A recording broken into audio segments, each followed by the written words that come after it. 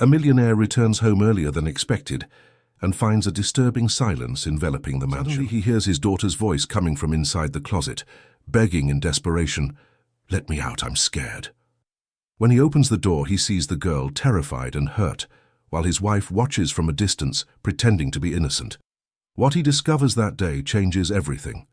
If you enjoyed this story, don't forget to subscribe to our channel and tell us which city you're watching from. Stay with us. I promise, this will be the best story you'll ever hear in your life. The rain hammered against the taxi windows as Michael Harrison sat in the back seat, his hands trembling despite his best efforts to stay calm. The Chicago skyline blurred past him as the driver navigated through the late evening traffic toward O'Hare International Airport. His 11 p.m. flight to Boston was crucial, a meeting with investors that could make or break his construction company's biggest deal yet. But something was wrong, terribly wrong. For the third night in a row, Michael had woken up drenched in sweat, his heart pounding, the echo of his daughter's cries still ringing in his ears. In the nightmare, 8-year-old Emma was trapped somewhere dark, calling for him, with a voice that grew weaker each time. Her small hands banging against something, her desperate pleas fading into silence. He shook his head, trying to dispel the images. Victoria, his wife of just over a year, was home taking care of Emma. The elegant woman had always seemed so attentive, so caring whenever he was around. There was no reason to worry. Yet the feeling wouldn't leave him. It sat in his chest like a stone, heavy and cold, making it hard to breathe. Michael stared at his phone, looking at Emma's photo. Her gap-toothed smile, her bright eyes, her blonde hair in pigtails. She was everything to him. The only beautiful thing left from his marriage to Sarah, who had passed away just 10 months ago from a sudden illness that took her far too quickly. The pressure in his chest intensified. His breathing became shallow. The nightmare flashed before his eyes again. Emma's terrified face, her small voice begging for help, her hands reaching out in the darkness. He couldn't do it. He couldn't get on that plane. "Stop," Michael said suddenly, his voice hoarse. The driver glanced in the rearview mirror. "Sir, the airport is just ahead. Turn around, I need to go home now." "But your flight—" "Turn around!" The urgency in Michael's voice left no room for argument. The taxi made a U-turn at the next intersection. Michael sent a quick text to his assistant, cancelling the flight and apologizing to the investors. He didn't care about the consequences. Something was pulling him home with a force he couldn't explain or ignore. The 30-minute drive back to his estate in Lake Forest felt like hours. His Victorian mansion sat on 2 acres of pristine property, a symbol of everything he had built. But as the taxi pulled up to the iron gates, the house looked different somehow, dark, foreboding. Only a few exterior lights were on.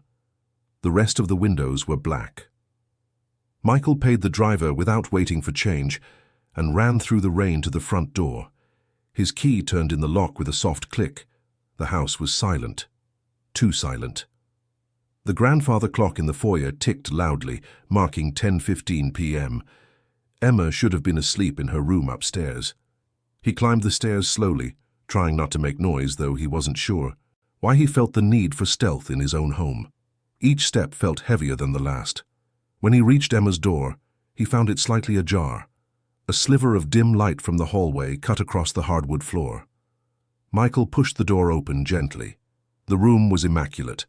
Emma's bed with its butterfly-patterned comforter was perfectly made. Not a wrinkle, not a crease, no sign that anyone had slept there tonight. Her stuffed animals were arranged neatly on the pillows.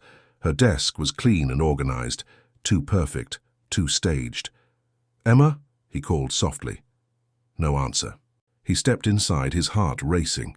He checked the small bathroom attached to her room, empty. He looked behind the curtains. Nothing. Panic began to set in. Where was his daughter? Then he heard it. A faint sound, barely audible, a whimper, like a wounded animal trying not to make noise. It was coming from the large oak wardrobe in the corner of the room. Michael's blood ran cold. He crossed the room in 3 long strides and grabbed the wardrobe handle. His hand shook as he pulled it open, and his world shattered. Inside the dark wardrobe, huddled among fallen clothes and shoes, was Emma. Her tiny body was curled into a ball, her knees pulled tight to her chest. She was shaking violently, wearing only a thin, stained nightgown. Her face was pale, her cheeks hollow, her eyes red and swollen from crying. She looked so small, so fragile, like she had lost weight she couldn't afford to lose. "Emma!" Michael dropped to his knees, reaching for her. The little girl flinched at first, her eyes wide with terror. Then recognition dawned, and her expression transformed into something that broke Michael's heart even more than fear, pure disbelief. "Daddy?" Her voice was raspy, barely a whisper. "Daddy, you're not gone." "No, baby, I'm here, I'm right here." Michael pulled her into his arms. Her body was ice-cold and trembling. Suddenly, Emma burst into tears, wrapping her thin arms around his neck with surprising strength. "Daddy, I thought you were gone forever. Mommy Victoria said you went away and you're never coming back. She said you left like Mommy Sarah did. She said I'd never see you again." Michael felt like he'd been punched in the gut. "What? No, sweetheart, no, Daddy's here. Daddy came back." He held her tight, feeling her ribs through the thin fabric of her nightgown. She was so light, too light. As he cradled her, he noticed something that made his blood boil. There were bruises on her wrists, dark purple marks, like she'd been restrained. "Emma, baby, let me see your arms," he said gently, pulling back slightly. In the dim light from the hallway, he could see more clearly now. Bruises circled both her wrists and her ankles. His hands shook as he turned on the bedroom light. The brightness made Emma squint, but it also revealed the full horror. Michael looked inside the wardrobe where his daughter had been crouched. There were scratch marks on the inside of the door, deep gouges made by small fingernails, dark stains on the floor that smelled of urine, a water bottle, empty. The space was barely big enough for a child, and the evidence was clear. Emma had been locked in there for a long time. "Oh my God," Michael whispered, his voice breaking. "Emma, sweetheart, how long were you in there?" Emma's tears flowed harder. "Every night when you go away, Daddy, Mommy Victoria locks me in the dark. She says it's punishment for being bad. Sometimes she lets me out in the morning. Sometimes I stay all day, too." Michael's vision blurred with rage and grief. "How many times, baby? How many times has this happened?" "I don't know, Daddy. Lots of times. Since Mommy Sarah went away." Emma's small voice cracked. "One time I was in there for 2 whole days. I was so thirsty, Daddy. I was so hungry. I had to drink the water from the bottle, but then it was gone, and I had to drink my pee because I thought I was going to die." The sea. Words hit Michael like physical blows. His daughter, his precious little girl, had been tortured in his own home while he was away on business trips, trusting the woman he had married to care for her. "Why didn't you tell me, sweetheart?" he asked, though he already suspected the answer. Emma's eyes filled with fresh tears. "Mommy Victoria said if I told you, you would go away forever like Mommy Sarah. She said bad things happen to people who tell secrets. She said she would make you disappear and I would be all alone forever. I was so scared, Daddy. I didn't want you to go away." Michael pulled Emma close again, his own tears falling now. "I'm so sorry, baby. I'm so sorry. This is never going to happen again. Never. I promise you." "She took all the pictures of Mommy Sarah," Emma whispered. "She said I had to forget Mommy Sarah. She said Mommy Sarah didn't love me anymore, but I know that's not true. Mommy Sarah loved me. I know she did. She did, baby. She loved you so much. And she would never want this to happen to you." Michael stood up, lifting Emma with him. She weighed almost nothing. He carried her out of the room, down the hallway toward his own bedroom. He needed to get her somewhere safe, somewhere warm, somewhere far from that horrible wardrobe. But as he reached the top of the stairs, a voice stopped him. "Michael, what are you doing home?"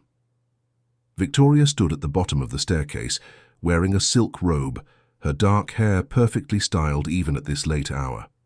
Her expression was one of surprise, but there was something else in her eyes. Calculation. Michael's grip on Emma tightened. His daughter buried her face in his shoulder, her whole body tensing. "Don't say a word," Michael said, his voice cold and hard. "Don't you dare say a single word." Victoria's eyes flickered to Emma, then back to Michael. Michael, I can explain. I said don't speak. Michael descended the stairs slowly, his eyes never leaving Victoria's face. Go to the living room. Now. Victoria hesitated, then turned and walked toward the living room. Michael followed, carrying Emma. He sat down in an armchair, keeping his daughter in his lap, wrapped in his arms like a shield. Victoria stood near the fireplace, her hands clasped in front of her. Michael, you have to understand. Emma is a difficult child. She's been acting out ever since Sarah passed. I've been trying to discipline her, to help her. Stop lying, Michael interrupted. I found her locked in the wardrobe. I saw the bruises, I saw the scratch marks, I saw the stains. Don't you dare try to spin this into something it's not. Victoria's expression shifted, a flash of something dark crossing her features before she composed herself again. She's exaggerating. Children are dramatic. She probably locked herself in there to get attention. Give me your phone, Michael demanded. What? Your phone. Give it to me right now or I'm calling the police this instant. Victoria's face paled slightly. Michael, this is ridiculous. Now! His voice echoed through the room. Reluctantly, Victoria reached into her robe pocket and pulled out her phone. She handed it to him, her jaw tight. Michael unlocked it, his hands shaking with rage. He went straight to the photo gallery. What he found there made him want to be sick. Hundreds of photos. Photos of Emma locked in the wardrobe, her face streaked with tears, her small fists pounding on the door. Photos of Emma curled up in the corner, her eyes empty and hopeless. Photos taken from outside the wardrobe, as if Victoria had been documenting her suffering like some kind of twisted experiment. Michael's hands trembled as he scrolled through them. Then he opened the messaging app. There was a conversation with a number he didn't recognize. He read the messages, and each one felt like a knife to his heart. Day 3 of keeping her locked up. She stopped fighting back as much. I think a few more weeks and she'll beg to leave this house on her own. If she develops serious mental problems, I can have her institutionalized. Michael won't question it if doctors recommend it. Once the kid is gone, I'll have Michael all to myself, and access to all that money. Michael looked up at Victoria, his eyes burning with fury and disgust. You planned this. You planned all of this. Victoria's mask finally slipped. Her expression turned cold, calculating. You don't understand what it's like, Michael. That child was always in the way, always needing attention, always crying for her dead mother. I gave you a chance at a new life and she was ruining it. She's 8 years old, Michael's voice cracked. She's a child who lost her mother. And I could have been enough for you, but you were always worried about her, always putting her first, because she's my daughter. Michael stood up, still holding Emma, who was crying silently against his shoulder. Get out. Get out of my house right now. Victoria laughed, a harsh, bitter sound. You think you can just throw me out? I'm your wife. I have rights. You have nothing, Michael said coldly. I have all the evidence I need right here on your phone. Photos, messages, everything. You're going to leave this house right now or I'm calling the police and having you arrested. For the first time, Victoria looked uncertain. She glanced at the phone in Michael's hand, then at the determination in his face. You'll regret this, Michael, she said quietly. You have no idea what you're doing. The only thing I regret is ever bringing you into our lives. You have 10 minutes to get out. If you're still here after that, I'm making the call. Victoria stared at him for a long moment, her expression a mixture of rage and something that might have been fear. Then she turned and walked out of the room. Michael heard her footsteps on the stairs, the sound of drawers opening and closing, and finally the slam of the front door. He stood there, holding Emma, listening to the sound of a car engine starting and fading into the distance. Only then did he allow himself to break down. He sank back into the chair, holding his daughter close, both of them crying together in the quiet house that had hidden such terrible secrets. The morning sun streamed through the windows of Michael's bedroom, but he hadn't slept. He had spent the entire night sitting in a chair next to his bed watching Emma sleep. The little girl had finally dozed off around 3 a.m., exhausted from crying, but even in sleep she looked troubled. Her small face twitched, and she whimpered occasionally, trapped in nightmares. Michael had called his lawyer at midnight, then the police. Officers had come to the house, taken his statement, photographed the wardrobe, collected Victoria's phone as evidence. They had been gentle with Emma, but she had been too terrified to speak to them, clinging to Michael and hiding her face. Now, as dawn broke over Lake Forest, Michael knew his life had changed forever. He also knew that the hardest part was just beginning. Around 7 a.m., Emma stirred. Her eyes opened slowly, then widened in panic as she looked around the unfamiliar room. "Daddy, I'm right here, sweetheart." Michael moved to sit on the edge of the bed, taking her small hand in his. "You're safe. You're in Daddy's room." Emma's eyes filled with tears. "Is Mommy Victoria gone?" "Yes, baby, she's gone. She's never coming back to this house." "Promise?" "I promise. And Daddy's not going anywhere, either. No more trips. No more leaving you alone. I'm staying right here with you." Emma threw her arms around his neck, and Michael held her close, feeling the fragility of her small body. She was so thin. How had he not noticed? How had he been so blind? Later that morning, Michael took Emma to the hospital. Dr. Patricia Chen, a pediatrician at Northwestern Medicine, examined her with gentle care. When she finished, her expression was grave. "Mr. Harrison, Emma is severely malnourished and dehydrated. Her weight is far below what it should be for her age. The bruising on her wrists and ankles is consistent with restraints. There are also signs of chronic stress and trauma." Dr. Chen paused. "I'm required by law to report this, and I'm also going to recommend that Emma see a child psychologist who specializes in trauma." Michael nodded, his throat tight. "Whatever she needs. I'll do whatever it takes." Dr. Chen gave him a referral to Dr. Jennifer Walsh, a renowned child trauma specialist in Chicago. "She's excellent. If anyone can help Emma heal, it's Dr. Walsh." 3 days later, Michael sat in Dr. Walsh's office while Emma was in the playroom, with a therapy assistant. The psychologist, a woman in her 50s with kind eyes and graying hair, reviewed Emma's medical records and the police report. "Mr. Harrison, I need to be honest with you," Dr. Walsh said. "Emma has experienced severe psychological trauma. She's showing signs of PTSD, severe anxiety, pathological fear of darkness, extreme separation anxiety, and what we call learned helplessness. She also mentioned to the medical staff that she's had thoughts about not wanting to be alive anymore." Michael felt like he couldn't breathe. "She's 8 years old. How can she be thinking about that?" "Trauma doesn't discriminate by age," Dr. Walsh said gently. "From what I've seen in the evidence, your ex-wife used sophisticated psychological torture techniques, sensory deprivation, fear conditioning, prolonged isolation. This wasn't impulsive abuse. It was calculated and deliberate. What do I do? How do I help her?" "First, you need to understand that recovery won't be quick or linear. There will be setbacks. There will be days when Emma seems to be doing well, and days when she regresses. You need to be patient, consistent, and present. No more business trips, no more leaving her with anyone she doesn't completely trust. I've already cancelled everything. My company can survive without me for a while. Emma can't."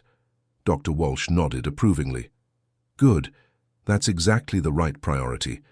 We'll start with twice-weekly therapy sessions. I'll also want to coordinate with her school, assuming she goes back.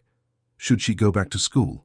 Eventually, yes, but not yet. She needs time to stabilize first." The weeks that followed were the hardest of Michael's life. Emma refused to sleep in her own room, terrified of the wardrobe even though Michael had removed it entirely.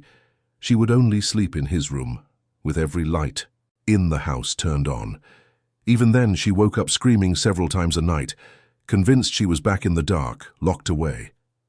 Some nights, Emma would reject Michael entirely, screaming that he was lying to her, that he was going to leave again. Dr. Walsh explained that this was part of the trauma. Emma's trust had been so deeply broken that she couldn't fully believe in safety anymore. Michael's business partners began calling, demanding his return. Projects were falling behind. Clients were getting impatient. His CFO, Robert Chen, came to the house one afternoon. "Michael, I understand what you're going through, but the company needs you, Robert said. We're losing contracts. If this continues, we might have to start laying people off. Michael looked at Emma, who was coloring at the kitchen table, her eyes darting nervously toward the two men. The company will have to manage without me for now. For how long? For as long as it takes. Robert sighed. You could lose everything you've built.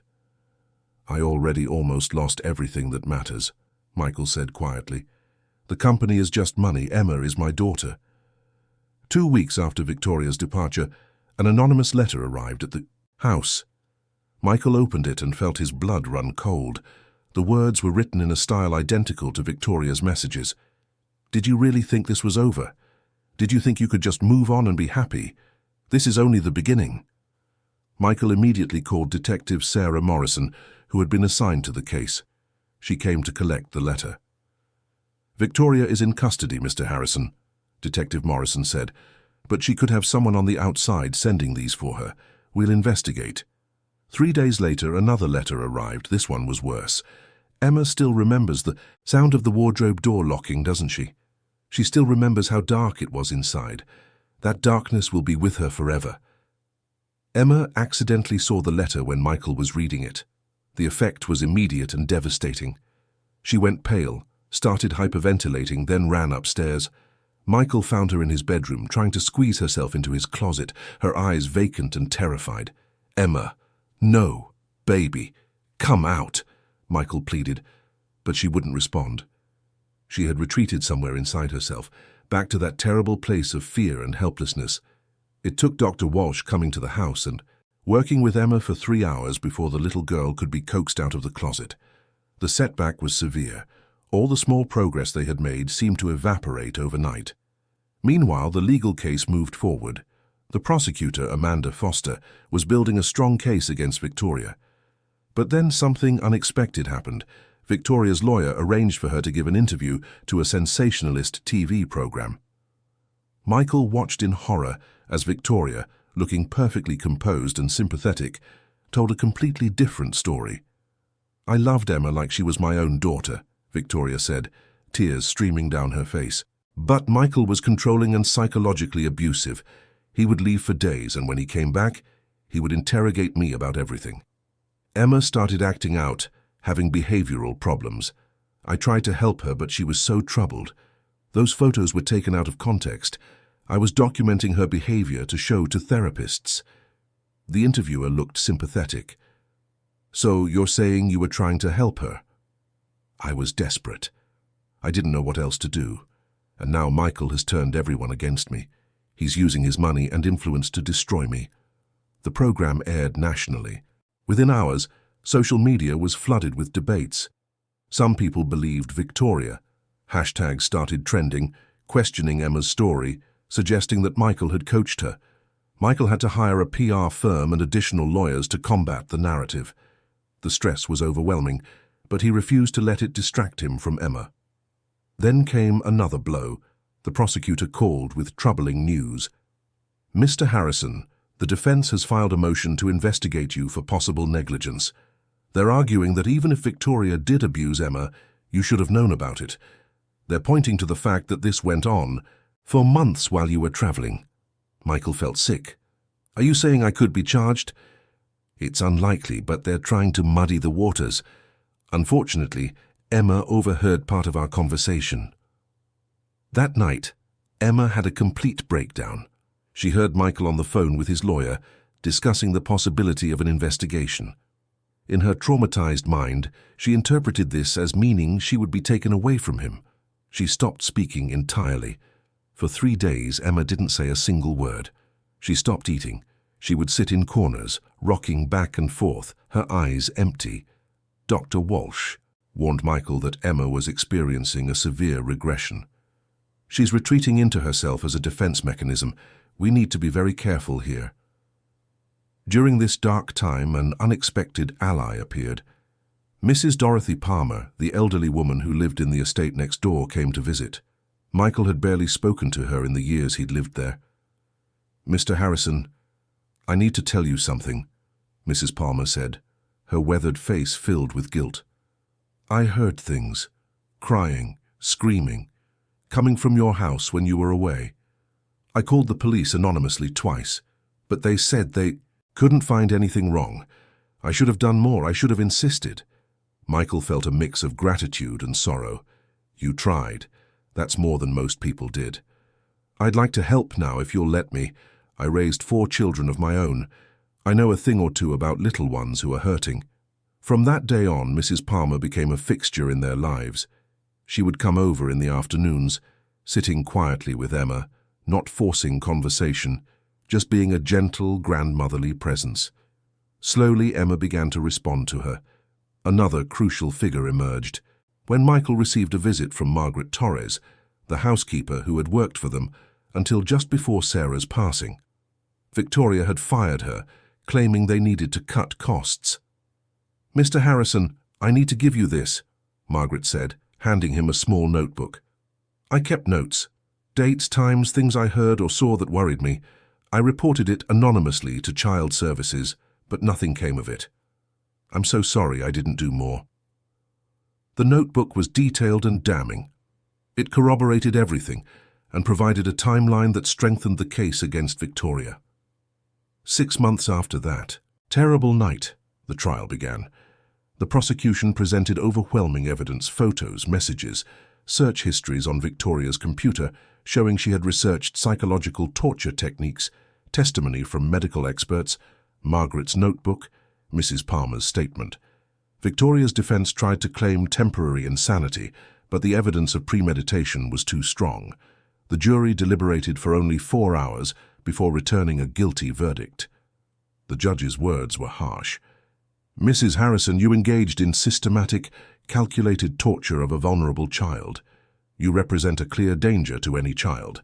I'm sentencing you to 15 years in prison." Michael felt a weight lift from his shoulders, but he knew the legal victory was only one part of the battle. Emma's recovery would take much longer, and it did.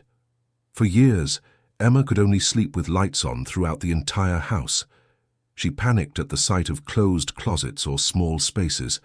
She cried whenever Michael left her sight for more than a few minutes, but there were victories too, small ones at first. The day Emma laughed at something funny on TV, the day she asked to go to the park, the day she made a friend at the support group Dr. Walsh had recommended. A turning point came during a group therapy session when Emma was 11. Another child, a 9-year-old boy named Lucas, shared his story of abuse. Without saying a word, Emma stood up, walked across the room, and hugged him. It was the first time she had shown empathy outside her immediate circle. Dr. Walsh pulled Michael aside after the session. "That was huge. Emma is starting to move beyond her own pain and connect with others. That's a sign of real healing." As Emma entered her teenage years, she began to transform her trauma into purpose. She started speaking at schools and conferences about child abuse awareness. She wrote an essay that won a national competition and was published in major newspapers. Michael watched his daughter grow stronger, though the scars never fully disappeared. She still had nightmares sometimes. She still needed reassurance, but she was surviving, and more than that, she was thriving. When Emma turned 18, she announced her decision to study psychology. "I want to help kids like me, Dad. I want to be the person I needed when I was 8.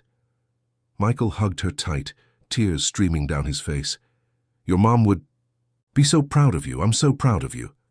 Emma's story became a catalyst for change. Her advocacy work led to new legislation in Illinois, strengthening protections for children and improving the reporting system for suspected abuse. She became a voice for those who couldn't speak for themselves. Years later, when Victoria was released from prison, she emerged to a world that had moved on without her. No family, no friends, no future. Meanwhile, Michael and Emma had built a life filled with love, purpose, and hope. Emma went on to earn her doctorate in child psychology.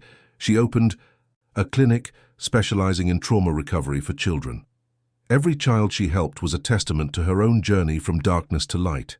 Her story became known across the nation as proof that even the deepest trauma doesn't have to define a life. With love, support, and unwavering commitment, healing is possible. Emma often said in her speeches, "Even in the darkest closet, Even in the most terrifying moments, love found a way to reach me. My father never gave up, and because of that I learned that survivors don't just survive, we become beacons of hope for others still, trapped in the darkness.